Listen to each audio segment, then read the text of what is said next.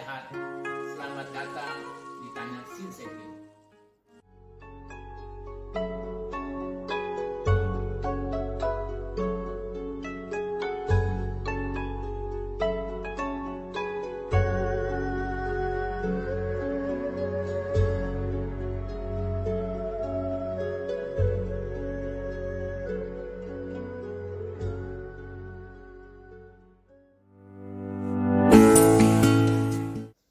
Salam sehat dengan Shinsekin, ditanya Shinsekin. Pada saat ini Shinsekin akan menyampaikan bahan yang sangat penting untuk setiap manusia agar sehat. Judulnya yaitu ketika sakit, kesembuhan datang. Banyak sekali di antara kita kalau sakit mau segera kesembuhan itu datang. Kali ini saya akan kupas ketika sakit, kesembuhan datang. Bagaimana ketika sakit, kesembuhan datang? Yang pertama, kita harus menyadari bahwa kesembuhan itu adalah alasan pencipta yang punya, ya. Bahwa kesembuhan itu adalah Tuhan yang punya. Jadi supaya ketika sakit kesembuhan datang, yang pertama kita mesti berdoa kepada Sang Allah pencipta alam semesta. Itu satu, ya. Jadi apapun yang kita pakai, bagaimanapun hebatnya, itu kesembuhan pasti dari Allah Sang pencipta alam semesta, ya. Itu satu. Kemudian yang kedua, kesembuhan adalah penjumlahan dari hal-hal yang baik, ya. Hal-hal yang baik kita kumpulkan, ya. Misalnya apa hal yang baik?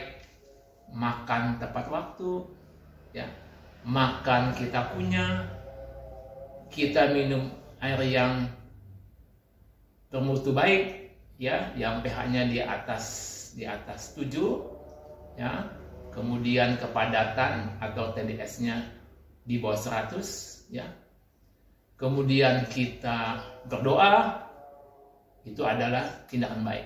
Kemudian kita memaafkan, itu adalah tindakan baik. Kita punya salah, kita maaf, itu adalah tindakan baik. Jadi segala sesuatu yang baik kita kumpulin, itu akan mendatangkan kesembuhan, ya. Kapan datangnya? Ya, kesembuhan Tuhan yang punya, kita tunggu aja. Ya, pasti kalau kita melakukan yang baik-baik, ya, baik kepada siapa? Kepada tubuh kita, kepada sesama kita, dan yang utama kepada Allah Sang Pencipta. Kalau kepada Allah Sang Pencipta kita baik itu apa sih? Apa yang Dia katakan kita ikuti. Ya, apa yang Dia katakan kita ikuti. Nah, misalnya dia bilang, jangan engkau membalas kejahatan dengan kejahatan, balaslah kejahatan dengan baik, ikutin. Itu akan mempercepat kesembuhan buat kita, ya. Kemudian selanjutnya adalah kesembuhan adalah kita melakukan beberapa diagnosis atau pemeriksaan. Apa tuh diagnosis? Diagnosis adalah serangkaian pemeriksaan yang pada akhirnya kita mendapatkan kesimpulan, ya. Kesimpulan yang bagaimana? Ya, kesimpulan yang bukan kita dapatkan gejala penyakit, tetapi adalah penyebab penyakit. Ketika kita mendapatkan penyebab penyakitnya, maka kesembuhan akan segera datang, ya. Misalnya kita kena sakit lambung karena salah makan, ya, kita nanti makannya mesti hati-hati. Kita sakit lambung disebabkan tidak mengunyah. Nah, supaya sembuh, kita kalau makan kita mengunyah halus, ya. Itu. Jadi kita mesti mencari penyebabnya, ya. Ketika kita mencari penyebabnya, maka kesembuhan akan diganti dengan kesehatan. Sakit penyakit akan diganti dengan kesehatan. Kemudian yang selanjutnya, kita mesti tahu kesembuhan adalah suatu proses. Artinya kita jangan setelah kita lakukan kita pengen simsalabim hari ini sembuh. Jadi kesembuhan adalah suatu proses, ya. Suatu proses yang kita harus jalani berdasarkan hasil diagnosis. Kalau penyakitnya ringan, penyembuhannya pasti cepat, ya. Kalau penyakitnya berat, penyembuhannya pasti lama. Kalau penyakitnya cuma satu macam, penyembuhannya cepat. Kalau penyakitnya gado-gado, penyembuhannya lama. Kalau yang sakit masih muda, kesembuhannya cepat. Kalau yang sakit sudah tua, penyembuhannya lebih lama, ya. Nah, itu kita mesti menyadari, ya. Apalagi supaya kita ketika kita sakit, ya, ketika kita sakit datang kesembuhan, ya, datang kesembuhan, ya. Selanjutnya adalah kesembuhan adalah di mana Qi dan Xie itu harus sehat, harus baik. Bagaimana Qi dan Xie itu sehat, baik? Kita mesti tahu penyimpanan Qi itu, ya. Ini nyambung yang pernah saya sampaikan pernah saya sampaikan bahan yang sebelumnya ini. Qi itu disimpan di otot. Jadi kalau Qi kita pengen banyak, ya, kita mesti besarkan otot kita, gedekan otot kita, sehingga Qi yang tersimpan menjadi lebih banyak. Ketika Qi yang disimpan menjadi lebih banyak, maka daya tahan tubuh kita menjadi lebih sehat, lebih prima, sehingga tidak mudah kita diserang oleh penyakit, ya. Kalau ngomong tentang Qi atau energi itu kita berbicara tentang daya tahan tubuh. Kemudian yang selanjutnya adalah Xie atau darah. Nah, darah itu adalah yang memberikan makanan kepada tubuh kita, ya. Jadi kalau darahnya sehat, maka organ tubuh kita dari atas sampai ke bawah akan sehat karena dia mendapatkan makanan yang sehat. Bagaimana supaya Xie-nya sehat? Nyambung lagi, apa yang kita makan, apa yang kita minum harus sehat, ya. Apa yang kita makan, apa yang kita minum harus sehat. Nah, makanan apa itu yang sehat? Makanan sehat adalah yang pertama adalah tinggi lemak baik, ya, sedang protein, sedikit karbohidrat. Jadi kalau kita makan lemak baik, ya, seperti buah alpukat, ya, kelapa, ya, kita makan kelapa muda, ya, kelapa tua sama aja, ya. Kelapa itu adalah lemak baik. Kemudian omega 3 itu lemak baik. Minyak olive oil atau minyak zaitun yang extra virgin, ya, kita pilih yang extra virgin, itu lemak baik, ya. Nah, kemudian kacang almond itu lemak baik, dan seterusnya, ya. Kemudian kita juga ini yang kita banyakin adalah kita makan lemak baik ke tubuh kita. Ketika kita makan lemak baik ke tubuh kita, itu maka sumbatan-sumbatan di badan kita cepat atau lambat sesuai yang tadi saya katakan. Kalau pasiennya udah tua, penyakit sudah lama, kemudian gado-gado, itu kesembuhannya memang butuh waktu. Yang sakit masih muda, penyakitnya belum lama, penyakitnya tunggal, maka kesembuhannya akan segera datang seizin Allah Sang Pencipta alam semesta, ya.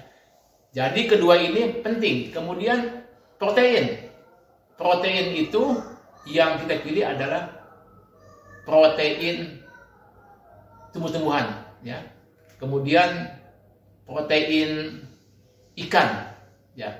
Kalau ikan kita pilih protein, kita pilih ikan yang hidup di laut dalam, ya. Sebab kalau ikan yang hidup di laut dalam itu tidak terkontaminasi dengan bahan-bahan pembuangan oleh limbah-limbah oleh kapal-kapal, ya banyak minyak-minyak ya dibuang, itu nanti ikannya kontaminasi, kita makan jadi bahaya. Jadi kita pilih ikan yang laut dalam, seperti salah satunya adalah ikan salmon ya. Kemudian yang ketiga adalah sedikit karbohidrat ya. Kenapa kita pilih sedikit karbohidrat? Kenapa kita pilih lemak baik banyak? Karena lemak baik itu sangat-sangat membuat tubuh kita menjadi prima sehat. Kenapa protein juga kita pilih cuma sedang jumlahnya? Karena protein itu penting. Di setiap sel tubuh kita itu harus ada protein. Ya, jadi sel kita tuh sangat membutuhkan protein. Jadi kita mesti makan ya sedang. Kenapa kita pilih karbohidrat sedikit? Karena karbohidrat inilah yang banyak menimbulkan segala macam penyumbatan di tubuh kita ya. Jadi orang yang banyak makan karbohidrat ya, gulanya bisa menjadi tinggi ya. Kalau gulanya menjadi tinggi, maka darahnya tercemar dengan kotoran sehingga tubuh kita tidak mendapatkan makanan yang baik ya. Bahkan gula itu dari hasil penyelidikan para ahli, karbohidrat itu, gula itu adalah makanan utama timbulnya tumor bahkan kanker ya. Jadi kalau ada yang banyak makan karbohidrat, dia punya tumor atau kanker, maka akan bertambah hebat penyakitnya. Ketika dia pantang makan karbohidrat menjadi sedikit, banyak lemak baik dan sedang protein, maka dengan izin Tuhan tumornya atau kansernya menjadi sembuh total. Kemudian selanjutnya apa? Apalagi nih? Selanjutnya adalah setiap hari sampah yang masuk ke dalam tubuh kita ya, kita harus hindari atau kita halangi supaya dia jangan masuk banyak dalam tubuh kita. Bahkan kita halangi, kalau bisa jangan sampai tidak masuk, jangan sampai dia masuk. Dari mana sampah itu masuk? Sampah itu masuk dalam tubuh kita satu melalui mulut ya. Jadi kalau apa yang kita makan, apa yang kita minum lewat mulut kita yang tidak baik, masuklah sampah ke dalam tubuh kita melalui mulut kita ya. Kemudian sampah juga bisa masuk melalui mata kita ya. Jadi kalau lewat mata kita kita melihat yang negatif ya. Misalnya apa sih yang negatif? Video yang membuat kita jadi gelisah, jadi ketakutan. Itu adalah, saya anggap itu adalah sampah. Kalau kita nonton video yang membuat kita tenang, itu adalah hal yang baik. Itu membuat tubuh kita sehat. Itu saya anggap adalah bukan sampah, itu adalah vitamin ya. Kemudian sampah bisa masuk lagi lewat apa? Lewat telinga. Jadi apa yang kita dengar lewat telinga, hal yang membuat kita tenang ya, itu membuat kita sehat. Apa tuh misalnya yang membuat kita tenang? Perkataan Allah Sang Pencipta itu yang membuat kita tenang. Misalnya apa sih perkataan dia? Kasihilah sesamamu manusia seperti engkau mengasihi dirimu sendiri. Apalagi, jangan engkau membalas kejahatan dengan kejahatan, balas kejahatan dengan kebaikan. Kita ikuti. Itu artinya kita yang masuk bukan sampah, itu adalah yang masuk yang baik-baik, sehingga kesembuhan akan segera datang dengan izin Allah Sang Pencipta. Kemudian lewat apa lagi? Lewat hidung. Ya, sampah bisa masuk lewat hidung. Misalnya pas ada COVID gini, kita pakai masker ya. Waktu kita pakai masker itu, debu pun juga tidak gampang masuk. Debu jalanan itu, ya ada debu macam-macam. Itu kita halangi. Itu adalah sampah. Itu juga yang membuat kita sakit. Apalagi bakteri, virus, itu membuat kita sakit. Kita halangi. Sehingga kalau kita menghalangi sampah-sampah yang masuk ke dalam tubuh kita lewat yang tadi itu, maka penyakit kita akan segera sembuh. Ya. Kemudian titik apa yang kita mesti pakai ini supaya kita mengalami kesembuhan, kita ganti ya kesembuhan menjadi sehat ya. Kita ganti ya, ketika kita sakit datanglah. Ketika kita sakit datanglah kesembuhan. Ketika sakit kesembuhan datang ya. Yang kelima tadi yang saya jelaskan itu kita mesti ikuti. Kemudian titiknya apa sih yang kita mesti kita tusuk jarum ya, atau kita blow, atau kita tempel bawang ya, atau kita tempel bawang. Yaitu adalah titik BL15 ya, HT7, BL17, BL23, CV17, lever 13, CV12, ST25, lever 2, GB38, GB39. Bagi yang tidak tahu, tanya Sinsekim. Tanya di sinsekim.com ya. Kemudian apa lagi anjurannya supaya ketika sakit kesembuhan datang ya, adalah makanan yang perlu diperhatikan setiap hari yang tadi saya kasih tahu, mesti diingat ya, mesti diingat tadi. Tinggi lemak baik, sedang protein, sedikit karbohidrat. Kemudian apa lagi yang penting? Setiap hari mesti makan buah pepaya. Buah pepaya itu adalah, bagi saya ya, buah pepaya itu adalah rajanya buah. Kenapa saya bilang itu? Sebab di dalam buah pepaya itu banyak zat-zat yang tidak dimiliki oleh buah-buah lain. Ya, oleh buah-buah lain tidak dimiliki.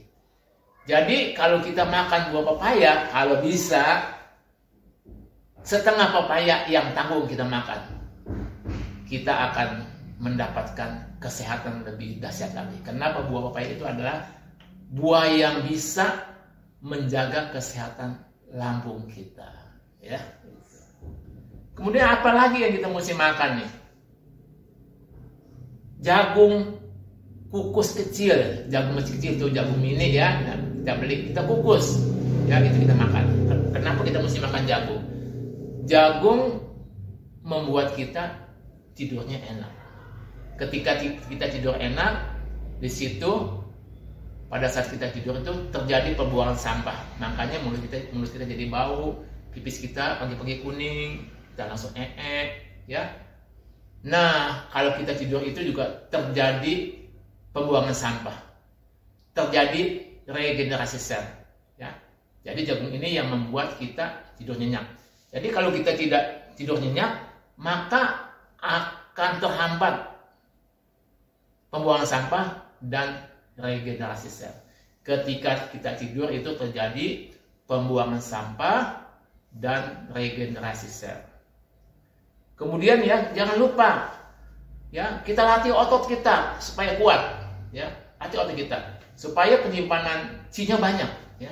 Latih kita punya otot supaya kuat ya. Kita latih otot kita besarkan otot kita. Jangan lupa kita makan buah pepaya. Jangan lupa makan tinggi lemak baik, sedang protein, sedikit karbohidrat ya. Nah, itu yang saya bisa share saat ini ya. Semoga apa yang saya share ini boleh menjadi kebaikan bagi kita semua, menjadi kesehatan bagi keluarga kita, menjadi kesehatan bagi sesama kita.